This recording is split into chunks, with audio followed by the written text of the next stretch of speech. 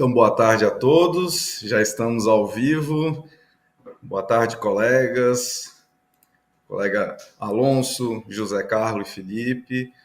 Sejam muito bem-vindos ao nosso painel de Inteligência Artificial e Tecnologia no Futuro da Prevenção. Eu me chamo Bernardo, sou gerente de Tecnologia e Inovação da ASC e trago aqui, para a gente começar a nossa conversa, né, algumas questões para a gente nortear aqui, algumas perguntas que provavelmente são sem resposta ainda, né? Algumas a gente já tem um esclarecimento um pouco maior, né? E vamos conduzir essa conversa, um bate-papo aí bem descontraído, trazendo o que a gente tem de mais avançado aí. O Alonso vai falar um pouquinho, né? Ele, como diretor médico da Microsoft na América Latina, vai trazer um pouquinho da realidade dele. O Dr. José Carlos Prado vai trazer a experiência dele como médico e ex-secretário-geral do município de Rio de Janeiro. E o Felipe Risse, que é o Head de Inovação da Health, da parte de saúde da Stefanini, vai contribuir também, né?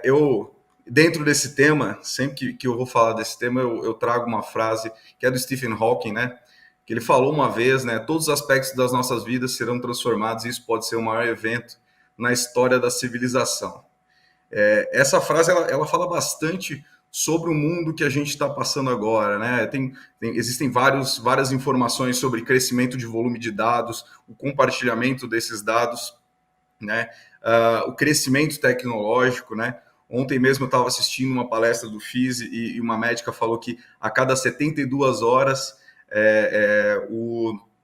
os dados, né, as informações médicas, elas dobram de tamanho. Então, isso pensar numa realidade de parâmetro de civilização, isso é muito grande. A gente está passando por uma transformação digital gigantesca, né?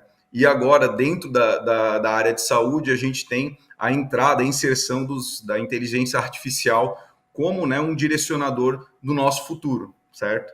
Então, um dos aspectos que eu trago aqui, né, o primeiro ponto que eu trago aqui é o quanto a inteligência artificial já chegou na saúde, né? Minha realidade na área de saúde é na área de gestão em saúde. A ASC é uma empresa de gestão, principalmente voltada para a saúde suplementar, mas a gente tem esse trabalho com gestão populacional, gestão de saúde mesmo.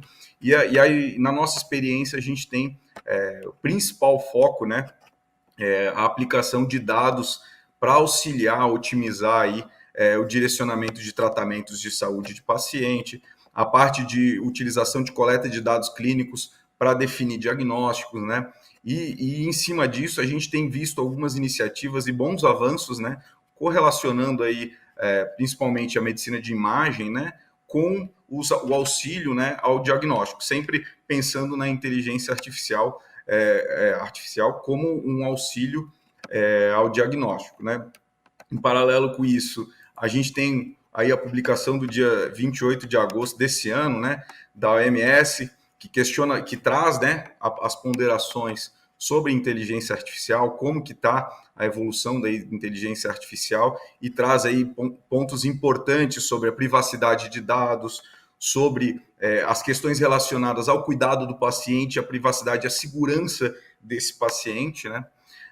E além disso, a gente tem algumas publicações aí. Eu puxei uma que eu achei muito interessante da Harvard, né?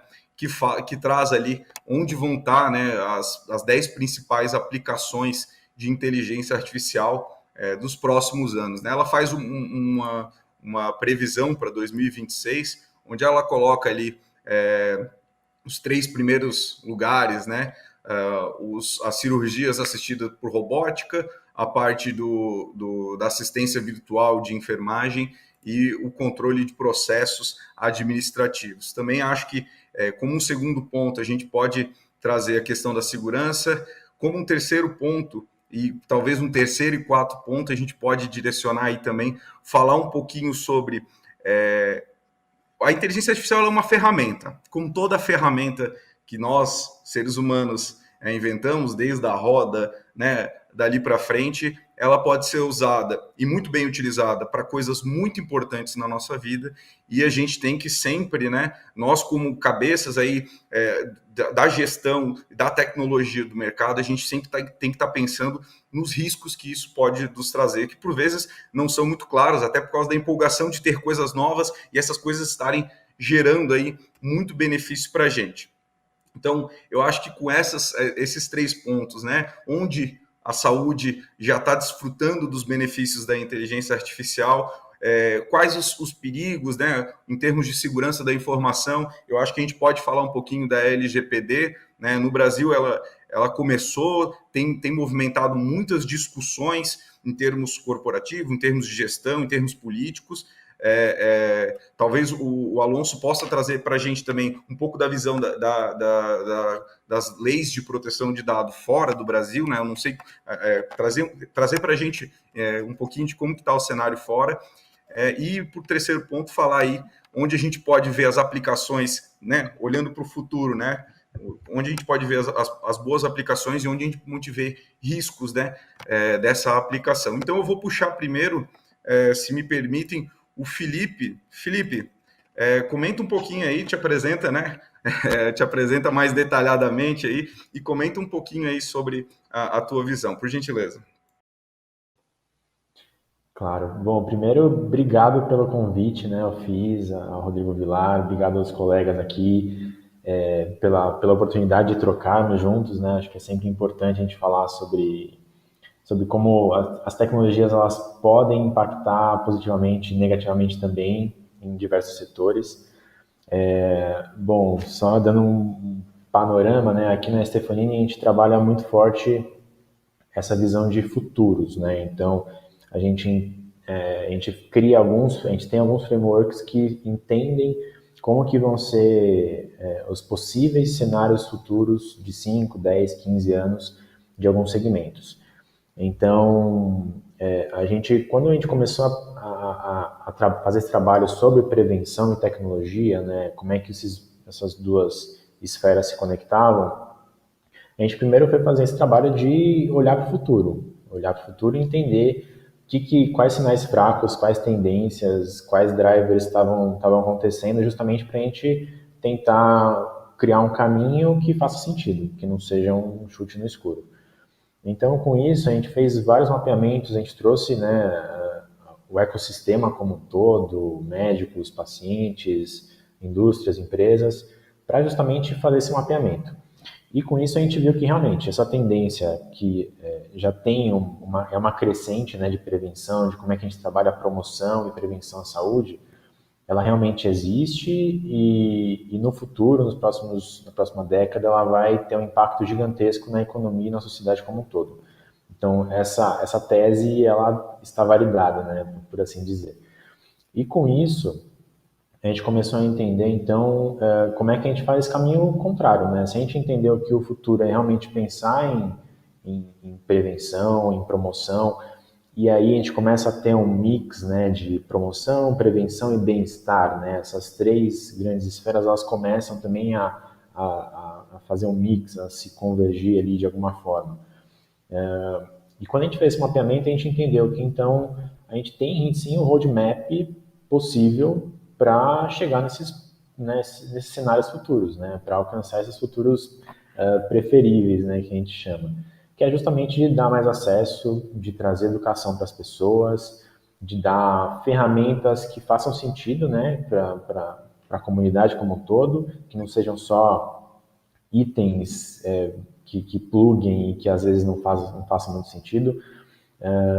E então a gente começou a entender que tem um ponto muito importante que às vezes a gente aqui falando, né, como engenheiro biomédico que trabalha muito forte com tecnologia, às vezes a gente deixa um pouco de lado a parte do design, né? Então, nesse último ano eu atuei muito forte em entender como é que o design, como é que essa criação de experiência, essas particularidades da rotina das pessoas, elas são importantes justamente para a gente levar essa questão de prevenção, seja com tecnologia ou não, né? Então, de novo, tecnologia é sempre um meio, né? O fim é fazer as pessoas entenderem que elas precisam se cuidar. Então, como é que a gente faz isso de uma forma fluida, que não crie atritos e que realmente faça sentido para todo mundo, para a economia, para a sociedade, para os atores. E com isso a gente começou então a mapear, né? Como que cada ator tem atuado ou pode atuar em relação a isso. Então a gente fez um mapa de vários atores, desde a indústria farmacêutica, seguradoras, hospitais, health techs, governo, como que cada um estava se portando, estava se moldando, estava se movimentando para esse caminho. E a gente agregou também a parte financeira, né? Então os bancos, e a parte de varejo também muito forte, que tem como dar um apoio justamente para as pessoas, para a gente criar um ciclo, né? E que esse ciclo se comunique, faça sentido para todo mundo, que a gente evite canibalização, porque cada um pode sim ter um ganho e ter uma experiência relevante para o paciente, para a pessoa. Então, quando a gente fez esse grande ecossistema e começou a elencar ali potenciais soluções para cada um deles, a gente entendeu que a tecnologia ela vem amparada do design, amparada dessa experiência que a gente tem que construir, e também vem em relação ao que as pessoas demandam, né? Então, não basta a gente pensar que prevenção e tecnologia vai vir e as pessoas vão utilizar e perfeito.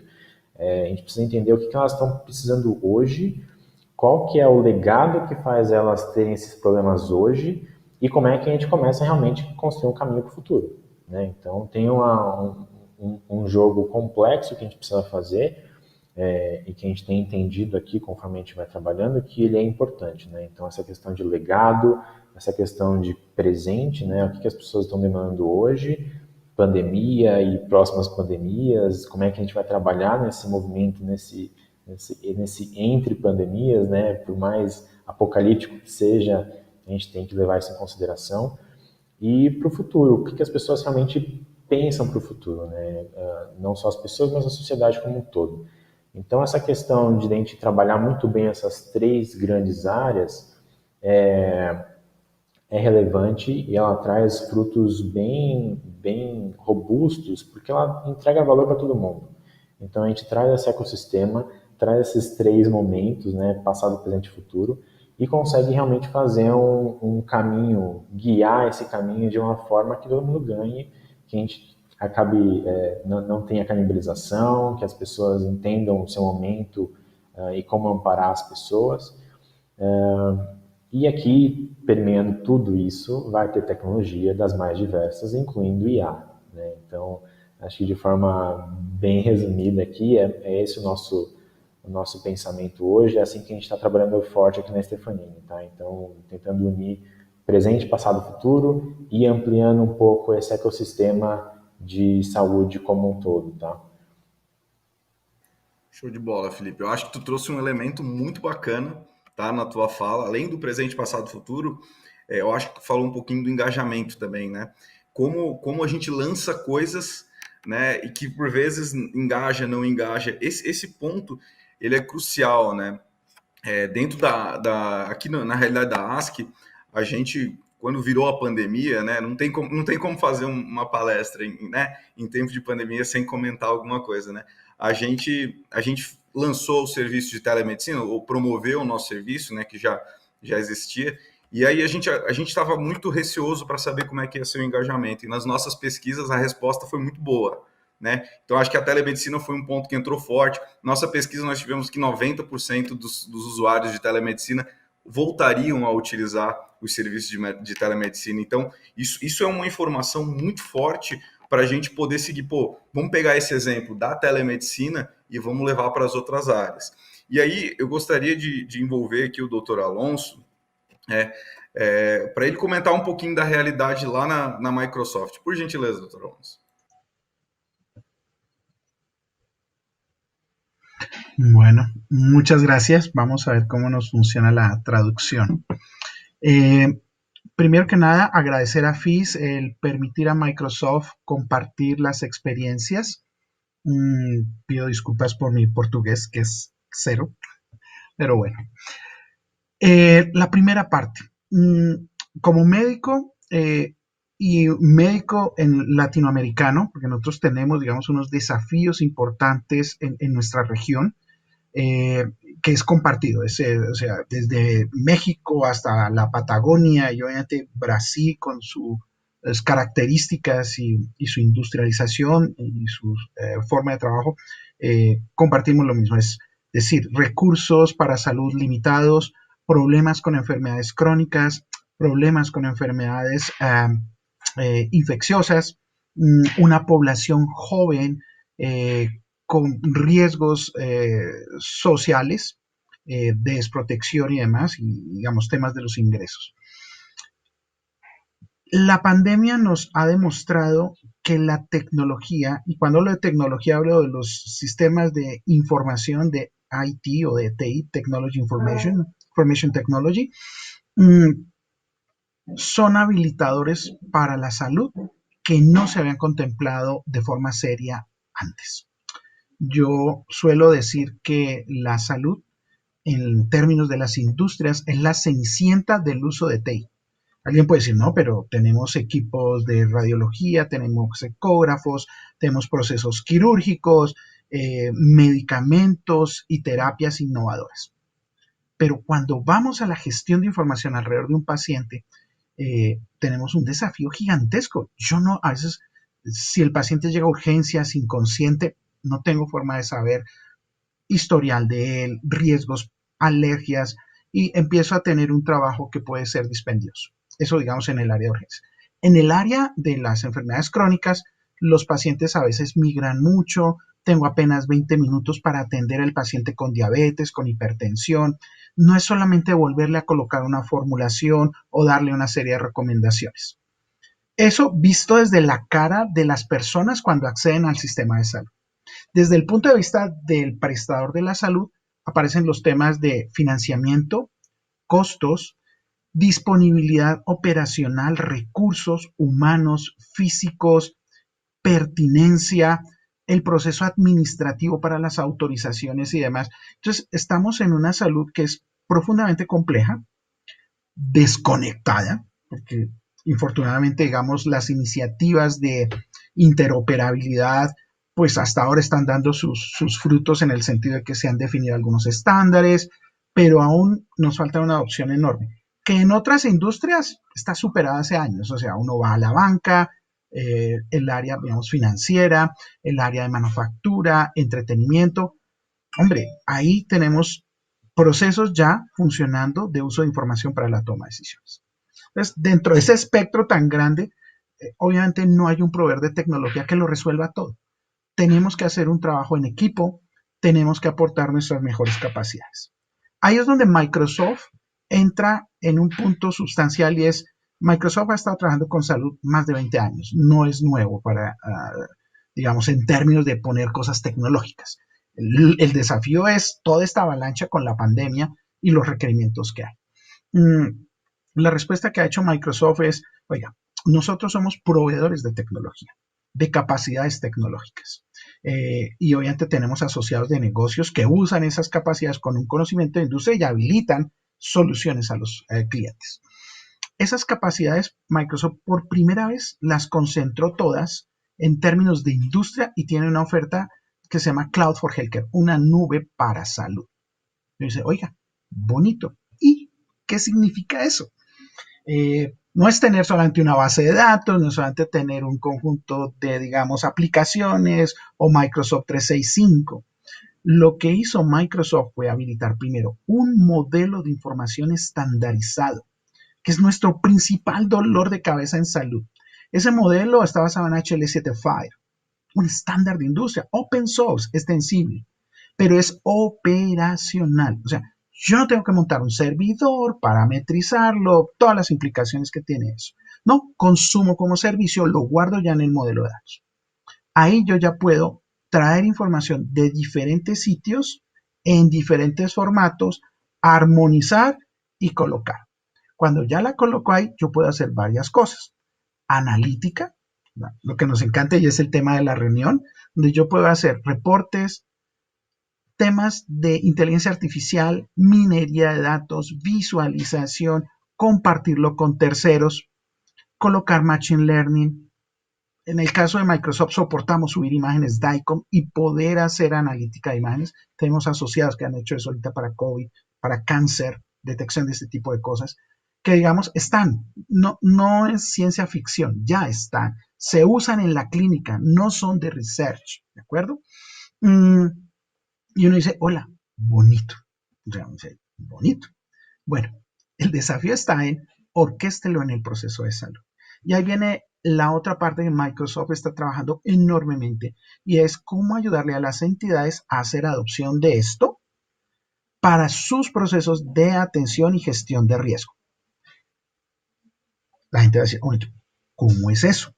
Resulta que la salud en los últimos años ha sido un modelo de reparar lo que se rompió. O sea, me enfermo, me da diabetes, me da una apendicitis, pues voy a la clínica y me atienden. Y pueden encontrar que Alonso es gordito, come mal, mucho cerdito, mucha grasa, no le gustan las verduras, no hace ejercicio, fuma, toma. Bueno, todos son riesgos que si no se atienden, no es darle solamente la tableta para corregir la diabetes. Gestión del riesgo en salud es entender a Alonso dentro de un entorno y hacer un proceso de gestión integrada o rutas integradas. Promesa que pidió la OMS hace 10 años para tener un sistema de salud sostenible. La salud es de personas para con personas, ¿sí? No es un tema de procesos hacia personas. O sea, tú vas a pedir una tarjeta de crédito, es un proceso, pero una apendicitis, o sea, entra el proceso de la apendicectomía. No, tú entras a un proceso de atención quirúrgico, puede resultar que no sea quirúrgico. Hay apéndices que es rarísimo, obviamente, es muy raro, no es lo usual, pero puede suceder. Entonces, estás ante una gestión de caso, no es un proceso. Y cada interacción de esas es de personas. Ahí Microsoft ha enfocado enormemente el trabajo colaborativo digital. Es la mayor área de oportunidad descubierta en el proceso de la pandemia con la telemedicina, la telesalud. Ya no es la visita virtual únicamente, no es la consulta. Es todo un proceso de adherencia, gestión y seguimiento. Capturada esa información, sí, hay temas de IoT, priorización, mensajería. ¿Qué experiencias hay de esa visión? Tenemos entidades, por ejemplo, el Ministerio de Salud de Singapur, que durante el periodo de la pandemia, usando captura de información de los ciudadanos, qué comen, qué hacen, si hacen ejercicio, si no, los suben a la nube, usando algoritmos de inteligencia artificial, se hace la predicción de cuál es la mejor recomendación para esas personas que están en la pandemia, en su enclaustramiento, y encontraron que las personas hicieron mayor adherencia a ejercicio, comieron más saludable y hubo un mejor control de peso y de tensión arterial. ¡Wow! La cercanía digital ha ayudado a cambiar hábitos de vida para evitar la aparición de enfermedades que son de un costo de efectividad altísimo. En Latinoamérica tenemos experiencias similares. Compensar, que es un prestador en Colombia, atiende a 2 millones de personas. Yo sé que en el entorno de Brasil, pues 2 millones de personas, eso es mucho, pero ha podido durante 6 años que ha llevado una gestión digital más rutas integradas, disminuir las enfermedades crónicas en pacientes en los cuales ellos reciben $500 por año para hacer toda la atención de salud. Entonces, no es utópico, requiere una serie de procesos de orquestación. Nosotros en Microsoft tenemos metodología, la mayoría de ustedes también han trabajado con temas de arquitectura empresarial, los procesos de design thinking, para hacer cosas ágiles, rápidas. La visión está end-to-end. Socios como Stefanini, participantes que hay, digamos, en los nichos, nos permiten a nosotros llegar a un cliente, entender su requerimiento, mirar capacidades colaborativas, de analítica, de integración de información y habilitar eso para la atención del paciente. Espero haberme extendido mucho, pero digamos es parte de nuestras experiencias. La inteligencia artificial no llega a desplazar al profesional, llega a complementarle ese trabajo que tiene cierto tiempo y cierto riesgo. Antes no teníamos eso, hoy ya está. Segundo, debe hacerse con privacidad. Esta parte es crítica y ahí viene el aspecto de qué ha sucedido. Para Microsoft la privacidad es tan profundamente crítica que toda nuestra nube cumple con los temas de GDPR, que es la regulación europea, la regulación americana en términos de IPA, High-Tech, las ISOs, que exceden lo que muchos países en términos de salud piden. Pero no funciona por segmentos, funciona en toda la nube de Microsoft. Entonces, cuando un cliente nuestro monta algo ahí, puede estar tranquilo que si va a ser consumido su servicio en Europa o en Estados Unidos o en un país latinoamericano, puede cumplir con la regulación haciendo los ajustes necesarios. El otro aspecto que trabajamos en Microsoft de manera crítica es la ética del uso de la inteligencia artificial. Ya tenemos las experiencias, lo que pasó con Cambridge Technology en su momento, de un mal uso de esta serie de algoritmos que permitieron discriminación y tendencia. Microsoft tiene un área de gestión ética del uso de la inteligencia artificial en los temas de salud pública, en los temas incluso de seguridad, que, son el pilar nuestro para la utilización de la tecnología. Ese era todo el contexto que quería darles. No es solamente un tema de las estándares o cosas que estamos usando, sino realmente el porqué y la razón de lo que estamos promoviendo. Perfeito, doutor Alonso. Muito obrigado. É muito importante saber que big players aí da tecnologia tão forte, estão investindo nessa parte de inteligência artificial, o manuseio, né, de dados, essa gestão dos dados em grandes volumes, né, e levando em consideração dois pontos aí da sua fala que eu achei muito importante. O primeiro deles, a questão ética, né, muito além da simples segurança, da privacidade, enfim, a questão da ética do uso da inteligência artificial, né? Ainda nós, como civilização, somos iniciantes, né? Somos novatos aí em termos de inteligência artificial, a gente tem muito o que aprender aí, só que é importante a gente criar esse conhecimento, essa educação sobre inteligência artificial em cima de bases sólidas da comunidade humana, né? Que é a ética, né?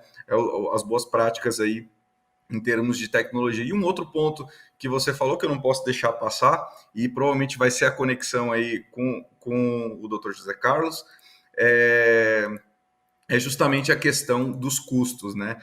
Quando você falou ali da questão de custos de saúde, eu lembrei de uma reportagem do The Economist Intelligence Unit, que ele questionou aí quais, para alguns gestores da área de tecnologia, quais os principais desafios que precisam ser enfrentados aí pelos países na área da saúde, né?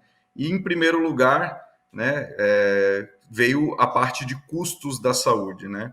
E aí, o Dr. José Carlos, que trabalhou em gestão pública, num ambiente gigantesco, que é o Rio de Janeiro, por gentileza, conta um pouquinho aí da experiência, como que essa questão da inteligência artificial e as novas tecnologias apoiaram aí e apoiam até hoje, né, as iniciativas de prevenção de saúde no ambiente. Boa tarde, obrigado, Bernardo, pela oportunidade, obrigado, Afis, pelo convite. Eu tive a oportunidade de vivenciar 7 anos de gestão, né, na cidade do Rio de Janeiro, um super desafio, né, na área pública, e depois, em São Paulo, tive a oportunidade de trabalhar numa operadora de saúde, numa seguradora de médio porte, e atualmente numa grande operadora, né, que tem a sede multinacional. Então, eu consegui ampliar um pouco mais essa visão, e eu confesso que na saúde suplementar há muito mais oportunidade a esse tipo de tecnologia, a esse tipo de... até as próprias startups, o contato com elas, a exposição a eventos e tudo mais. Então, esse eu acho que é um primeiro ponto, né? Essa assimetria de oportunidades e o quanto que a gente caminha, né, para uma sociedade mais desigual, né? A gente estimulando mais assim, as iniquidades. Então, é um ponto a se pensar. Mas, assim, a tecnologia ela é a realidade, nosso meio, independente do setor público ou privado. Isso ficou claro aqui, a gente está sendo monitorado o tempo inteiro, né, especialmente no nosso comportamento, nas mídias sociais. Cada vez mais artigos científicos estão sendo elaborados e publicados utilizando inteligência artificial, o que parecia impossível há poucos anos, né, porque sempre se utilizou o critério rigor meteorológico da epidemiologia clássica, né, e se baniu qualquer tipo de outro tipo de meteorologia, e é uma invasão, assim, especialmente nas grandes revistas, né, de grande circulação. Uma questão geracional também, as pessoas estão utilizando cada vez mais esse tipo de ferramenta, de aplicativos, de gadgets, por conta dessa questão geracional mesmo, mais jovens, assim, tendem a usar cada vez mais, já nascem utilizando, né, e atualmente chama atenção que os algoritmos, eles são mais hoje são commodities, né, antigamente o algoritmo em si era a grande X da questão, se guardava as 7 chaves. Hoje em dia não, hoje em dia está em domínio público, e assim, o que tem relevância mesmo é o como que eu aplico essas informações, esses algoritmos, e traduzo numa informação útil e relevante para a sociedade. Eu acho que esse que é o ponto mais importante. Como que eu vejo o futuro, assim, de prevenção e promoção a respeito a medicina de precisão? Eu acho que é uma tendência, cada vez mais a gente oferecer um cuidado mais personalizado, né, para as pessoas, inseridas num contexto social, né, ela não é dissociada da realidade e da vizinhança e do ambiente em que ela está inserida, mas cada vez mais oferecer solução personalizada, individualizada. E não só no setor privado, mas no público também, já é uma realidade.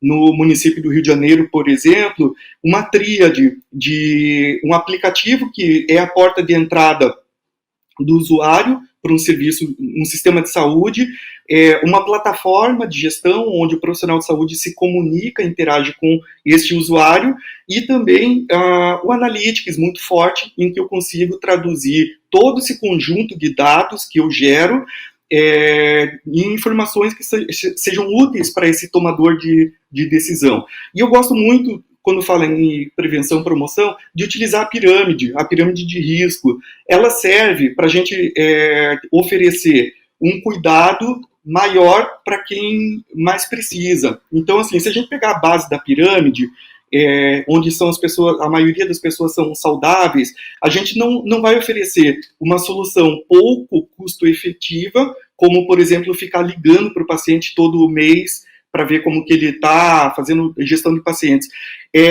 Mas você vai usar devices, vai usar aplicativos, né, que permitam medir o bem-estar, medir a questão de como que está a saúde mental das pessoas, e estratégias de chatbot, por exemplo, de robôs, que você consegue comunicar a população a um custo muito acessível e com impacto o mesmo que se tivesse um humano lá ligando e falando com a pessoa monitorando. Então, a gente está falando de prevenção primária e promoção, certo? Então, já temos vários devices. Eu acho que um nó ainda, um gap que a gente tem muito grande é como que eu consigo dar mais resolutividade para uma consulta, para um contato virtual, onde eu não consigo ter alguns princípios algumas coisas fundamentais que a gente aprende na medicina, na saúde, que é propedêutica. Você até pode fazer uma boa propedêutica de forma remota, mas o contato físico, como que eu substituo isso? Então, tem sido desenvolvidos vários devices bem interessantes, mas ainda não resolve tudo, né? Por exemplo, palpação abdominal é uma das coisas mais difíceis. Eu sei que tem startups tentando desenvolver, tentando resolver essa barreira, mas ainda temos barreiras importantes nessa questão. Então, eu vejo no futuro como uma evolução ainda maior aí você pegar Kaiser Permanente pré-pandemia, 67% das consultas eram não presenciais, então é possível avançar muito ainda, e no setor público, em especial, a digitalização do cuidado começou nesse ano, nessa nova gestão aí do prefeito Eduardo Paes, tá? A prevenção secundária é muito muito importante, assim, utilizar ferramentas de inteligência artificial, onde eu consigo fazer um diagnóstico precoce, e aí os modelos preditivos para identificar na minha população os possíveis hipertensos diabéticos, e aí o setor privado leva desvantagem, porque a guia TIS que você transita, ela não traz informação de dados clínicos, e você, numa operadora de saúde, por exemplo, você não tem contato com um prontuário, a não ser que seja totalmente verticalizado, mas você não tem contato com os dados clínicos de um paciente. E as guias de utilização, elas são focadas mais no custo, né? Então, você precisa desenvolver ferramentas de inteligência artificial para prever os possíveis hipertensos, diabéticos, para fazer uma abordagem na tua estratificação de risco. Já foi falado de diagnóstico de imagem, diagnóstico de lesão de pele e tudo mais. O laboratório, né, você fazer um diagnóstico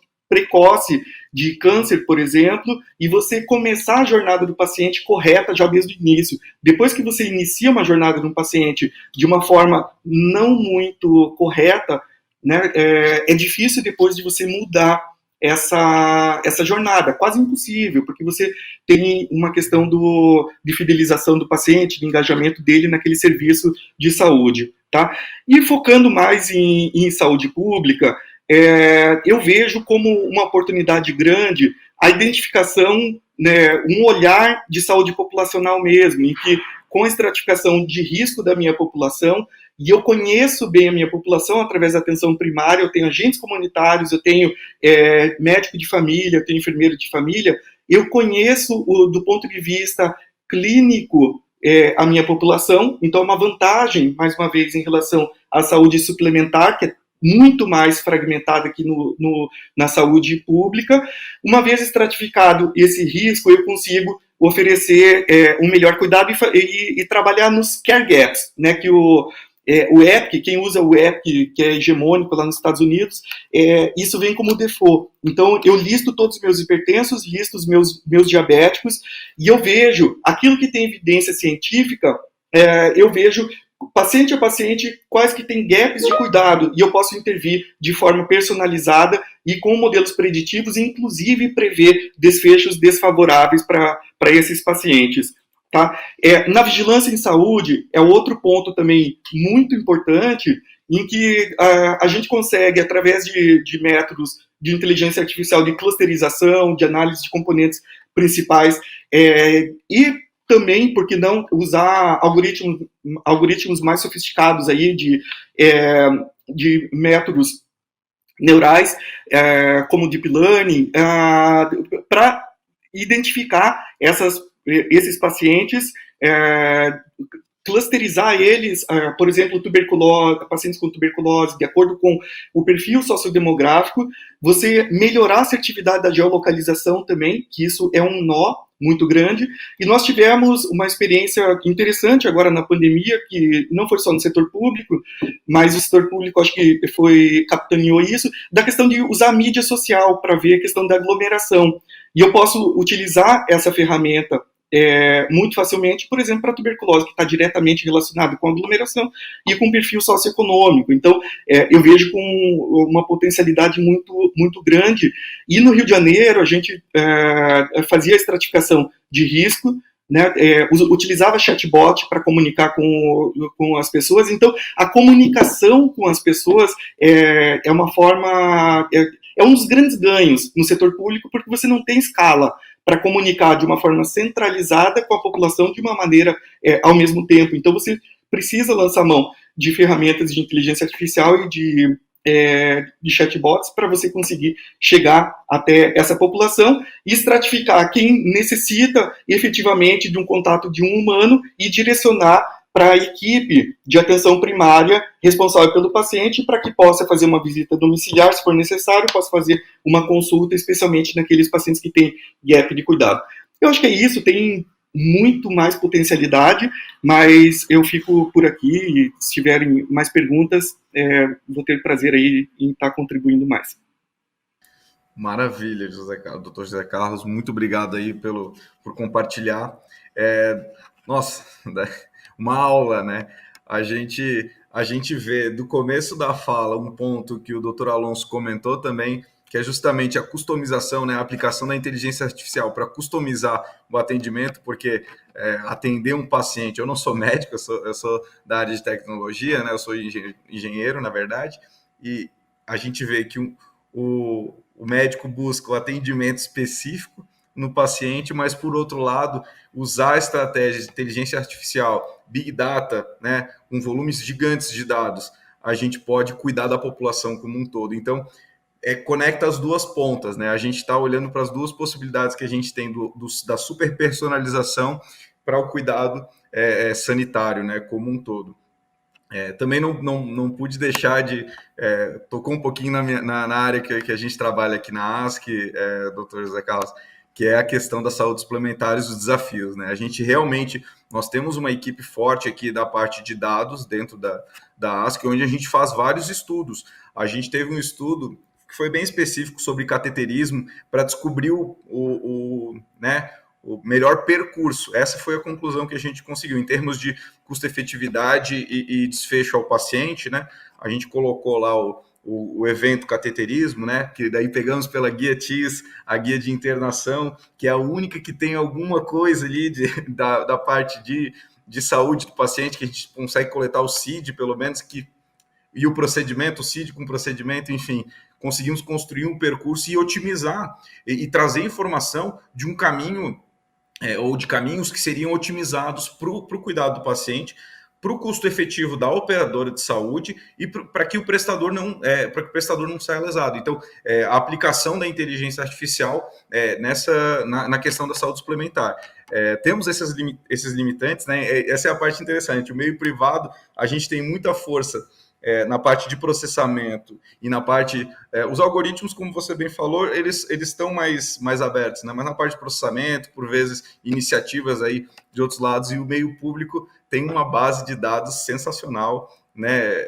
Gigantesca, que a gente tem que aproveitar essa base, né? Lógico, de forma segura, mas precisamos aproveitar. E aí agora já temos algumas perguntas aqui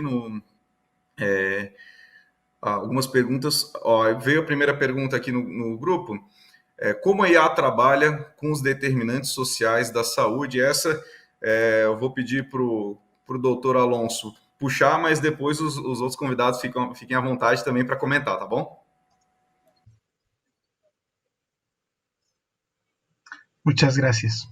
Los determinantes sociales para la salud pública, y obviamente mi colega comparte el tema en salud pública, han mostrado desde hace varios años que el poderlos modificar ayuda a la salud de la población de forma integral. No es solamente colocar nuevos hospitales o ampliar los hospitales o más médicos. Cuando hablamos de un determinante social, hablamos temas como educación, acceso al agua, servicios sanitarios, trabajo, recreación, espacios para la parte cultural y el desarrollo de las personas.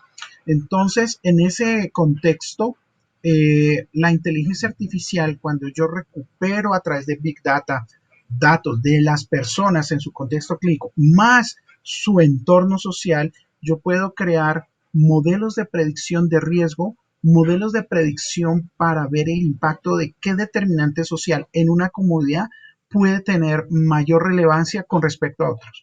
Uno trataría de mitigar todos los riesgos, pero no hay recurso suficiente.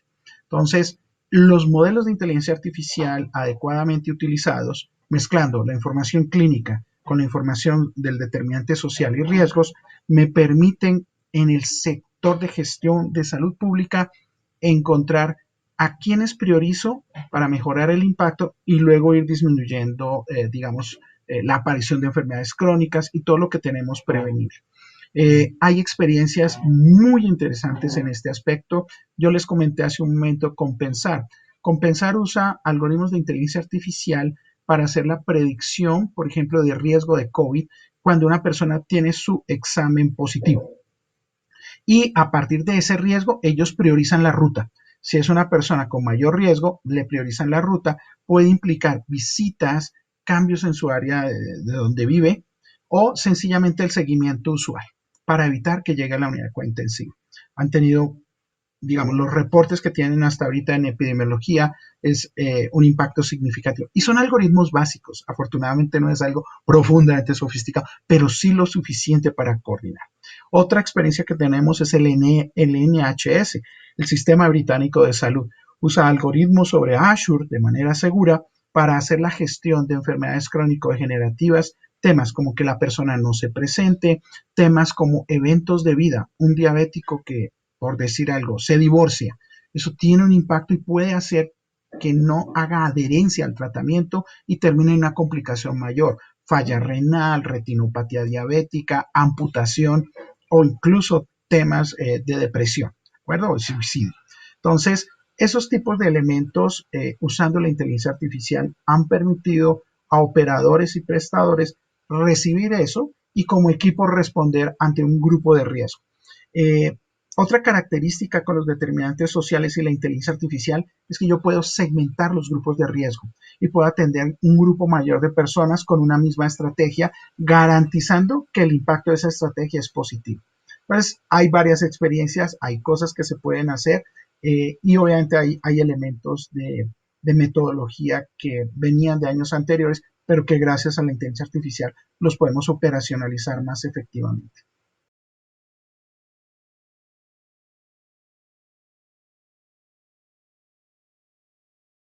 Maravilha.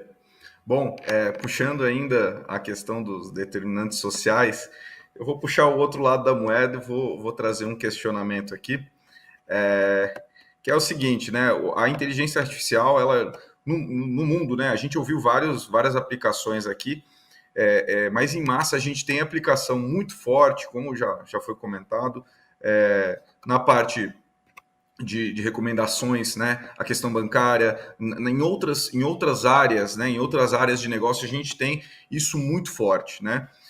Na área de saúde a gente tem muito para evoluir ainda. E para mim faz sentido, né? Essa cadência, né? Esse ritmo um pouco mais devagar. Por quê? Porque a gente está tratando aí de pessoas e a crítica é muito forte, né? Se a gente pensar numa inteligência artificial, num sistema de recomendação, no YouTube, você assistiu um vídeo e ele te recomenda um vídeo errado, o que vai acontecer é que você vai passar esse vídeo para frente e nunca vai lembrar que aquilo aconteceu, aquilo não interfere na vida, aquilo não gera um problema. Na parte de saúde, uma recomendação incorreta, usando um exemplo aqui, apontando para um caso específico, seria a aplicação de inteligência artificial para recomendação de algum tratamento ou alguma forma de cuidado, né? Se a inteligência artificial fizer uma recomendação indevida, e não é impossível, ela está factível de erro, está passível de erros, né? Isso é um risco gigante, né? Aí eu tenho uma visão onde eu tenho uma opinião, né? Um ponto que eu acho que a inteligência artificial combinada com o cuidado dos profissionais de saúde, os médicos, né? E outros profissionais de saúde, a gente vai conseguir, ela sendo como um assistente, a gente vai conseguir evoluir ela. Eu queria saber de vocês, e aí começo com o Felipe, como que a gente pode evoluir, dar um ritmo um pouco mais rápido para a questão da evolução da inteligência artificial em aplicações de saúde. Acho que esse tema é bem relevante, né? E tudo que foi comentado, acho que de alguma forma ele converge, né? Para como que parece ficção científica, né? Quando que a gente vai ter um médico robô que vai fazer um diagnóstico. A gente não tem visto isso, na verdade. Isso realmente é uma questão delicada. Então, a gente entende que vai ter uma questão de teste atrás de teste com temas menos complexos e menos... Então, realmente, né, esse teste no dia a dia, na rotina, com a parte de nutrição, por exemplo, algo que a gente consiga ir validando e testando, até a gente ter uma acurácia maior. A parte de IA para as imagens médicas tem evoluído muito rápido, né? Então, talvez essa parte de filtro, né, estratificação ali de risco, já tem um avanço bem interessante, mas ainda assim com várias ressalvas, né, de você ter um acompanhamento de pessoas ali dedicadas para fazer esse trabalho realmente mais complexo de entender realmente, ir atrás da pessoa, fazer as triangulações necessárias. Então, aqui do que a gente tem visto é justamente isso, né? Como é que a gente pega a experiência de outros segmentos que não coloquem em risco as pessoas, que é extremamente importante. A gente começa a fazer um trabalho na saúde com questões mais simples e menos delicadas, então, né, amparar a pessoa na rotina dela, como é que ela pode fazer aqueles pequenos ajustes de rotina para melhorar o bem-estar, para melhorar a qualidade de vida, e a gente começar a escalar isso para uma questão de como é que o enfermeiro, a enfermeira podem se apoiar nesses dados para quando ela voltar na clínica ou no consultório ou no hospital, ele ter esses dados inteligentes ali e fáceis de interpretar para fazer alguma ação como profissional de saúde. Então a gente vê que tem alguns caminhos que eles ainda acabam sendo complexos de alguma forma, mas que a gente começa a validar algumas hipóteses e a gente começa a ganhar mais espaço e ganhar mais tração nesses temas. Então é um tema bem complexo. Eu ainda trago essa visão meio como as startups têm feito, né, de testar ali pequenas hipóteses, testar com um público específico, trazer resultado, ir implementando e iterando. Eu acho que é uma visão que a gente tem que, de alguma forma, abraçar também como grandes corporações, né, como grandes empresas, para a gente conseguir evoluir juntos, né? Acho que esse é um caminho que a gente tem visto e tem dado muito certo, pelo menos no ambiente que a gente está observando por aqui, tá? Felipe, concordo com essa trajetória, né? A gente conseguir estabelecer pequenos planos, né? Quando a gente fala de startup, a gente pilota muito, né? E muito se fala, vamos pilotar para errar rápido e a gente corrigir rápido. Mas no piloto existe um elemento muito interessante que é eu estou pilotando e além de eu estar conhecendo mais, o público que recebe está conhecendo. E por vezes na inteligência artificial é uma coisa nova. A gente fazendo esses pilotos pontuais, né, trazendo em ambientes mais controlados, de menor risco, a gente habitua, né, de fato as pessoas. Bom, o tempo está acabando, eu vou fazer uma pergunta muito rápida aqui, e essa eu vou direcionar para o Dr. José Carlos, porque eu acho que ele vai conseguir ajudar a gente. Como democratizar a IA em benefício da maioria da população e, quem sabe, disponibilizar os serviços públicos? Quem fez a pergunta foi o Mauro Pakanovski. Dr. José Carlos. Excelente pergunta. Eu acho que tem muito a ver assim com a forma, a relação que a gente tem com o setor público, né? Eu acho que hoje ainda é muito engessado. Então, quando você se relaciona com ente privado, tem uma série de questões de regulamentações que muitas vezes impedem que você tenha agilidade e que você consiga pilotar e errar. Porque, assim, se você pilota e erra numa startup, bacana, legal, até ganha pontos positivos, né? Tipo, pivotei rápido, tal, aquela coisa é até bem vista. Agora, se você erra no setor público, você está desperdiçando dinheiro público. Então, assim, eu acho que tem que mudar um pouco a forma, o mindset, né, dos órgãos de controle também, mas tem iniciativas interessantes. Por exemplo, a cidade do Rio de Janeiro fez como se fosse um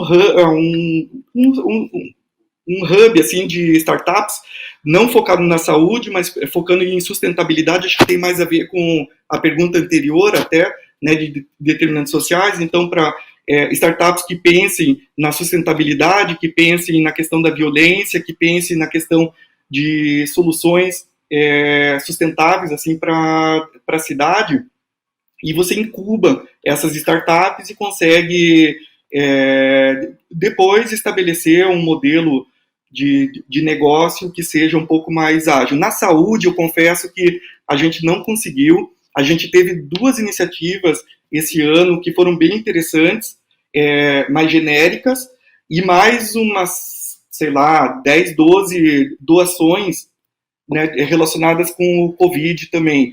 E é sempre uma grande dificuldade. Então, eu acho que para você conseguir democratizar, é um pouco assim a questão de mudar a regulamentação mesmo de saúde. Outro ponto que eu acho que é fundamental assim, é você conseguir democratizar os códigos-fonte também, e isso é muito bacana, porque se você pegar as principais empresas hoje, elas antigamente utilizavam sistemas muito caros e complexos. Hoje em dia você usa sistemas que são colaborativos, como o R, como o Python, são os melhores sistemas para você fazer análises mais elaboradas e tudo mais. Então, assim, é desenvolver pessoas, talentos com um novo mindset também. Você não tem profissionais formados nem no setor privado para você conseguir dar conta de toda essa transformação. Então, a formação no setor público se faz muito necessária, de pessoas que pensem em data analytics, que consigam minerar os dados, que consigam transformar esses dados, porque o volume de dados é muito grande, você conseguir enxugar os dados com modelos, por exemplo, o PCA que eu citei, né, você tem 500 variáveis lá de vigilância, você com 20 variáveis você tem o mesmo resultado. Enfim, então, regulamentação, democratização dos códigos, então cada vez mais eles são open source e cada vez mais são colaborativos, e terceiro, formação. Maravilha, muito obrigado. Eu vou fazer uma passada rapidinho aqui, 30 segundos para cada um, se despedir aí, tá bom? Começar com o Felipe. Bom, pessoal, obrigado pela oportunidade. Acho que eu acabei aprendendo bastante também com vocês. Acho que é sempre uma troca super interessante. Então, obrigado mesmo pela conversa. Eu acho que, assim, essa questão é muito complexa ainda. A gente ainda estamos aprendendo, né? Acho que a gente ainda está entendendo como se relacionar com isso. Mas só um ponto que eu gostaria de deixar é que, às vezes, a gente que é de tecnologia, a gente fala que a tecnologia em si, às vezes, é a parte mais fácil, né, menos complexa de tudo isso que a gente está falando. Às vezes, o mais complicado é o comportamento, é a cultura, é o design, é como é que a gente vai realmente colocar isso na vida das pessoas. Então, só para arrematar aqui, acho que muito obrigado novamente, e é isso, pessoal. Obrigado. Valeu. Doutor Alonso. Bueno, muchas gracias. Ha sido un placer compartir. Felipe, José Carlos, Bernardo, muy buena dirección. Desde el punto nuestro en Microsoft, nuestras tecnologías y capacidades están a la disponibilidad, usan fuentes abiertas, pueden pilotear, tenemos temas muy atractivos en los cuales las experiencias las podemos compartir. El Hospital 9 de Julio tiene una excelente experiencia con cámaras y riesgo de caída de pacientes usando inteligencia artificial. La realidad es que eso está. Es importante una metodología, un proceso de adopción, porque estos son temas disruptivos, y la gente tiene que beneficiarse. Si queremos democratizar, armemos una metodología para permitir ese acceso y protejamos la privacidad y la ética del uso de este tipo de cosas. Muchas gracias.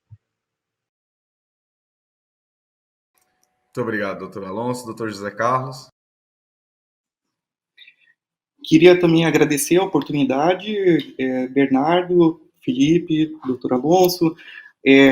Foi um grande prazer para mim, e dizer que cada vez que eu ouço e falo também sobre esse tema de inteligência artificial, né, eu estou fazendo um pós-doc disso, de inteligência artificial, e eu acho que há uma certa... ainda um certo glamour, né, quando se fala, mas é importante a gente desmistificar né, essa questão da inteligência artificial. Não é tão verdade que sai lá o robozinho que ele fica aprendendo tudo ali e, né, e vai resolver todos os problemas. Eu acho que a principal questão é a aplicabilidade. Eu posso aplicar muito bem né, a benefício das pessoas ou, ao contrário, né, prejudicando as pessoas. Então, essa questão ética, essa questão de regulamentar mesmo o uso dessas ferramentas que são muito poderosas e cada vez ganhando mais utilidade, tanto melhor assim para que a gente tenha uma vida mais sustentável e mais democrática, democratize o acesso, que, enfim, acho que é isso, essa é a mensagem aí da discussão aqui. Muito obrigado.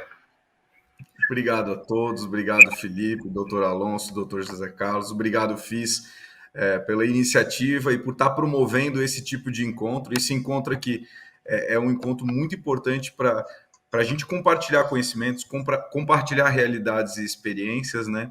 E eu compartilho com vocês, né? A gente vai crescer em inteligência artificial e tecnologia em saúde se a gente democratizar, tiver bons olhos na ética e na segurança, e um ponto extremamente importante, centrado no indivíduo, na pessoa. Vamos botar a pessoa no meio disso e achar lógica e achar sentido para tudo que a gente está fazendo, aplicação, para que essa pessoa, esse indivíduo, saia beneficiado.